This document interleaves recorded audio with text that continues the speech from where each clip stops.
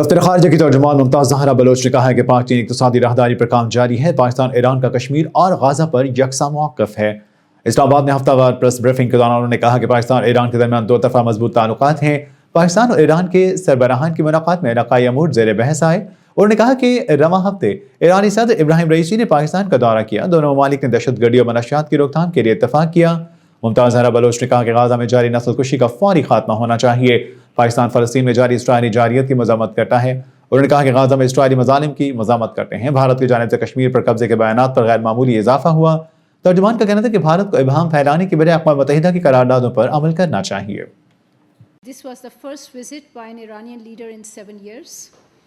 This visit provided an opportunity for the two sides to hold in-depth talks on all aspects of bilateral relations and regional and global developments. There was agreement to expand cooperation in economic, cultural, and security domains, and to transform the Pakistan-Iran border into a border of peace, friendship, and prosperity.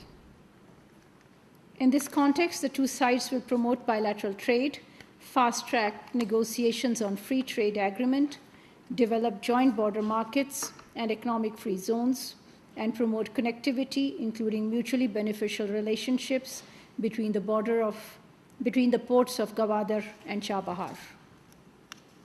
The two sides also agreed to enhance dialogue and cooperation to confront terrorism, narcotic smuggling, human trafficking, money laundering, and abduction. Pakistan and Iran will release each other's prisoners under the existing legal framework. As expressed in the joint statement, Pakistan and Iran have similar views on the situation in Gaza and on Jammu and Kashmir.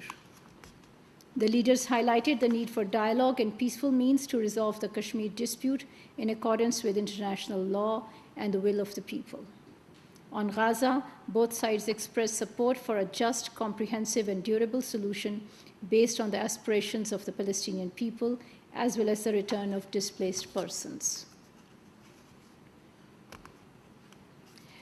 Chairman, China International Development Cooperation Agency, (CITCA), Lo Chaohui, visited Pakistan from 21st to 25th of April. In Islamabad, he called on the President and the Prime Minister and held meetings with the Minister for Economic Affairs and other senior officials. The two sides agreed to fast-track ongoing projects under China-Pakistan Economic Corridor and signed several documents of cooperation.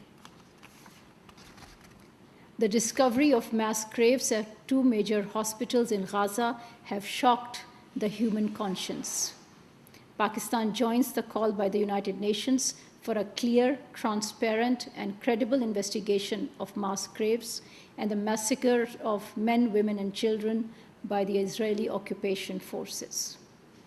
Pakistan vehemently condemns Israel's barbarianism and its war crimes against the people of Gaza. We underline the urgency of an unconditional ceasefire to protect civilians from further carnage. An independent and impartial investigation must be held to ascertain the facts, fix responsibility, and punish the perpetrators of war crimes and crimes against humanity in Gaza. We urge the international community, especially the backers of Israel, to take urgent measures to bring an end to the war on the people of Gaza, lift the siege, protect civilians, facilitate humanitarian assistance, and to hold to account the perpetrators of the Gaza genocide. We are witnessing an alarming surge in provocative statements from Indian leaders asserting unwarranted claims on Azad Jammu and Kashmir. Pakistan rejects these claims. Fueled by hyper-nationalism, this inflammatory rhetoric poses a grave threat to regional peace and stability.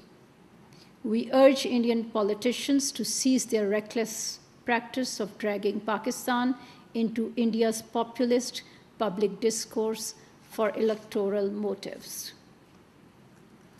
Historical and legal facts, as well as ground realities, refute India's baseless claims over Azad Jammu and Kashmir.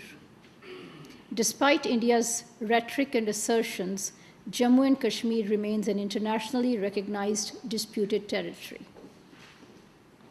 The UN Security Council resolutions clearly outline that the final status of Jammu and Kashmir shall be determined by the will of the people through a free and impartial plebiscite under the UN auspices.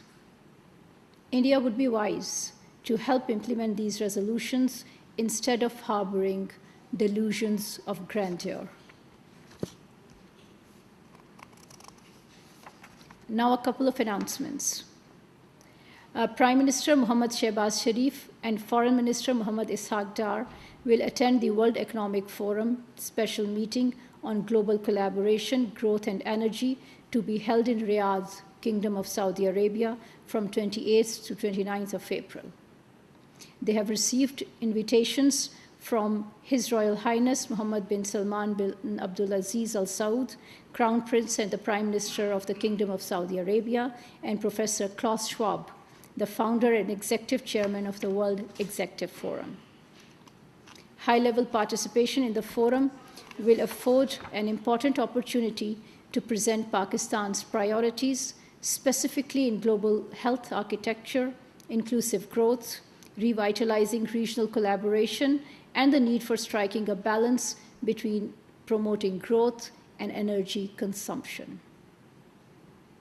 On the margins of the main event, the Prime Minister and the Foreign Minister will hold bilateral meetings with world leaders, heads of international organizations,